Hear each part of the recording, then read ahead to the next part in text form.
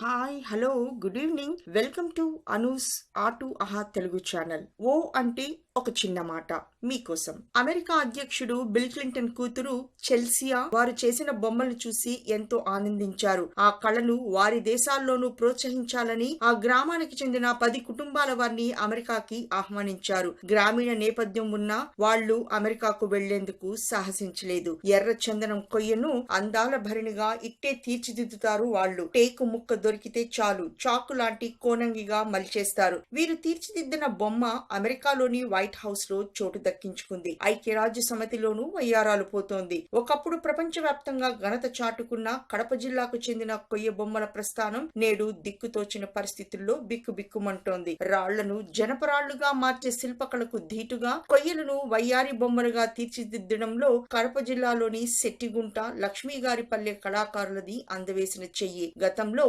3 కొయ్యలు 6 బొమ్మలుగా జీవనం సాగించిన ఆ కళాకారులు నేడు కళల నెలవును విడిచి వలస వెళ్తున్నారు. 100 ఏళ్ల కిందట నాటక రాణి వెంకటయ్య అనే కళాకారుడు శెట్టిగుంటకు కొయ్య బొమ్మను పరిచయం చేశారంటారు ఆ గ్రామస్తులు. తండ్రి వారసత్వంగా లభించిన ఆ కళను ఆయన కుమారులు సూరయ్య, గణపతి, దొరస్వామి 10 మందికి పంచి శెట్టిగుంటను కొయ్య బొమ్మల కేంద్రంగా తీర్చిదిద్దారు. అదే బాటలో లక్ష్మీగారిపల్లెలో కూడా కొయ్య బొమ్మలు ప్రాణం పోసుకున్నాయి. కేవలం శిల్పాలే కాదు, కొయ్యలతోనే గ్లాసులు, గృహోపకరణాలు ఇలా విభిన్న కళాకృతుల్ని తీర్చిదిద్ది వాహ్వా అనిపించుకుంటున్నారు. శెట్టిగుంటలో 30 కుటుంబాలు, లక్ష్మీగారిపల్లెలో 100 కుటుంబాలు ఈ కళని ఆధారంగా చేసుకున్నాయి. దశాబ్దాల చరిత్ర ఉన్న 1996 నుండి 2002 సంవత్సరాల మధ్య ఈ కళకు ఇంత ఆదరణ లభించిందని చెప్తారు ఆ కళాకారులు. అప్పటి ప్రభుత్వం ప్రోత్సాహంతో డిఆర్డిఏ, పీడీలు, డ్వాక్రా సంఘాల ఆధ్వర్యంలో కొయ్య బొమ్మలను హైదరాబాద్, ఢిల్లీ, ముంబై, చెన్నై, బెంగళూరు, కోల్కతా వంటి మహానగరాల్లో ప్రదర్శించామని చెప్తున్నారు. విదేశీయులు సైతం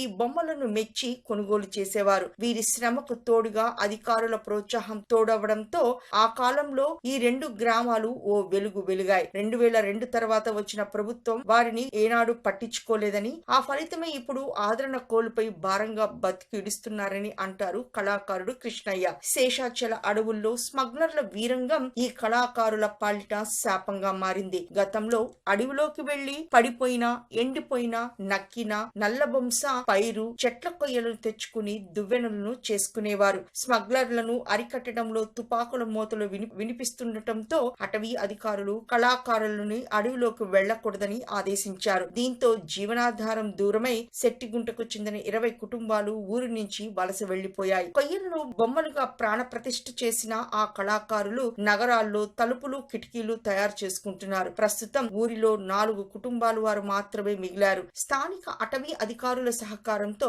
శిల్పాలను చేసుకుంటూ జీవనం సాగిస్తున్నారు. గతంలో ఆంధ్రప్రదేశ్ పర్యటనకు వచ్చిన అమెరికా అధ్యక్షుడు బిల్ క్లింటన్, జార్జ్ బుష్లకు శెట్టిగుంట కొయ్య బొమ్మలను చూసి మంత్రముగ్ధులయ్యారు. ఇక్కడి కళాకృతి ఒకటి వైట్ హౌస్ లోను కొలువు తీరింది. అప్పటి ఐక్యరాజ్య సమితి కార్యదర్శి కోఫీ అన్నన్ భారత్ వచ్చినప్పుడు శెట్టిగుంట బొమ్మను కొనడమే కాదు, తీసుకెళ్లి తన కార్యాలయంలో ఉంచారు కూడా. ప్రస్తుతం అడవిలోకి వెళ్లే పరిస్థితులు లేవు. చేసిన బొమ్మలను కొనుగోలు చేసేవారు లేరు. మార్కెటింగ్ కు ప్రభుత్వం ప్రోత్సాహం కరువైంది. స్మగ్లర్ల దెబ్బకు బొమ్మలు కొనేందుకు ఎవ్వరూ రావటం లేదు. ఇప్పటికైనా ప్రభుత్వం ఆదుకుని రుణాలు ఇప్పించడంతో పాటు మా బొమ్మలకు మార్కెటింగ్ అవకాశం కల్పించాలని కోరుతున్నారు అక్కడి కళాకారులు. విన్నారు కదా, ఇదండి కొయ్య కళ విలవిలలు. ఇక మంత్రాల జబ్బుకు ఓ వైద్యురాలు గురించి వివరాల్లోకి వెళ్తే, పళ్ళు ఊడగొట్టండి, నాలుక తెగ్గొట్టండి, మొన్న మధ్య జుట్టు దాస్తుండగా చూసా, గుండు కొట్టండి, అమావాస్య అర్ధరాత్రి శ్మశానంలో కూర్చుని అగ్గి ముగ్గు వేశాడని చెప్పారు, కాల్చి బూడిద చేయండి. మంత్రగత్తలు, మంత్రగాళ్లుగా ముద్రపడిన వారికి మూఢ సమాజం విధించే అమానుష శిక్షలివి. కోరిక తీర్చకపోతే మంత్రగత్తెవని ప్రచారం చేసి ఊరి నుంచి తరిమి కొట్టేస్తా. భూమి అప్పగించకపోతే మంత్రగాడివని గ్రామంలో నమ్మించి చంపేస్తా. ఆ మాయకులను లొంగదీసుకోవటానికి ప్రయోగించే విషపు మనుషుల మృత్యు పావులివే. చేతికి మట్టి అంటకుండా పని కానిచ్చే పెద్ద మనుషుల నిజమైన కనికట్టు ఇదే. ఇలాంటి హత్య హత్యల్ని చూసి చలించిపోయింది అస్సాంకు చెందిన బీరుభలా రభ. చేతబడి, బొమ్మ, చిల్లంగి, మందు ఇలా పేరు ఏదైనా అనాదిగా మనిషి భయాన్ని ఆశ్రయించి గూడు కట్టుకున్న మూఢనమ్మకాలకు బలవుతోంది. అవి లక్ష్యంగా చేసుకున్నాయని అనుకున్న వాళ్ళు కారు. వాటి పేరిట లక్ష్యం కాబడిన వాళ్ళు మంత్రగత్తలు, మంత్రగాళ్లన్న నెపంతో వారిపై జరుగుతున్న హత్యలకు లెక్కలేదు. అస్సాంలో ఈ విపరీత మూఢనమ్మకాలు చాలా ఎక్కువ. ఎన్నో కుటుంబాలు ఈ దురాగతాలకు బలైపోయాయి. స్థానిక గిరిజన తెగలైన భోడోలు, రభాలు, మైసింగులలో ఈ అంధ విశ్వాసం ఎక్కువ. ఈ ప్రభావంలో ఉన్న గోపాల్పుర గ్రామానికి 1954లో కోడలుగా వచ్చిన బీరుభలాకు అక్కడికి వచ్చిన కొద్ది రోజులకే ఓ దుర్ఘటన ఆమెని కలిచివేసింది. మంత్రగత్తె నెపంతో ఓ బడుగు మహిళను దారుణంగా కొట్టి చంపారు. పోలీసుల వరకు విషయం వెళ్లినా హత్య చేసిన వారి వివరాలు వెల్లడి కాక కేసు దారి తప్పింది. ఇలా ఒకటి కాదు, రెండు కాదు, 10ల హత్యల్ని వెలివేయడాన్ని ఆమె విన్నది, కన్నది. తీరా చూస్తే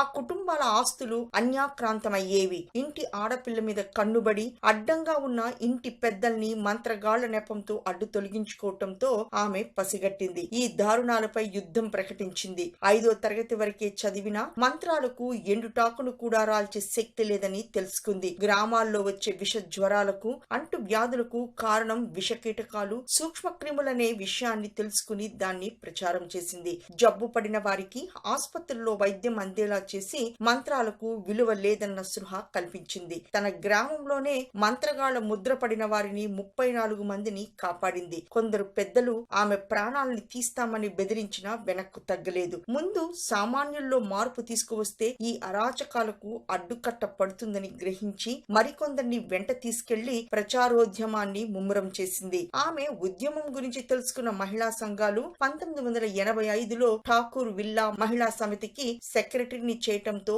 ఆమెకు మరింత అండ తోడైంది. అలా తన పరిధిని పెంచుకుంటూ అసోం మహిళా సమతా సొసైటీ వరకు ఈ అంశాన్ని తీసుకెళ్లింది.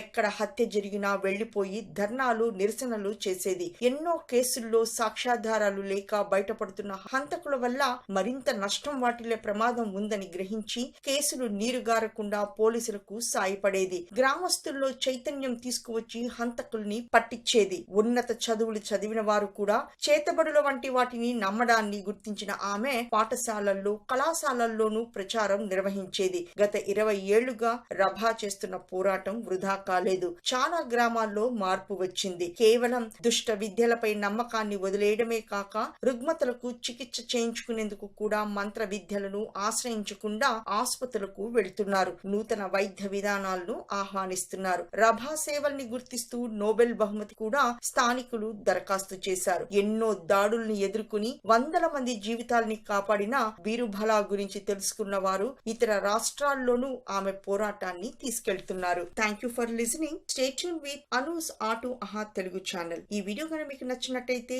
సబ్స్క్రైబ్ చేయండి, షేర్ చేయండి, లైక్ చేయండి, ఇంకా కామెంట్ చేయండి. నమస్తే.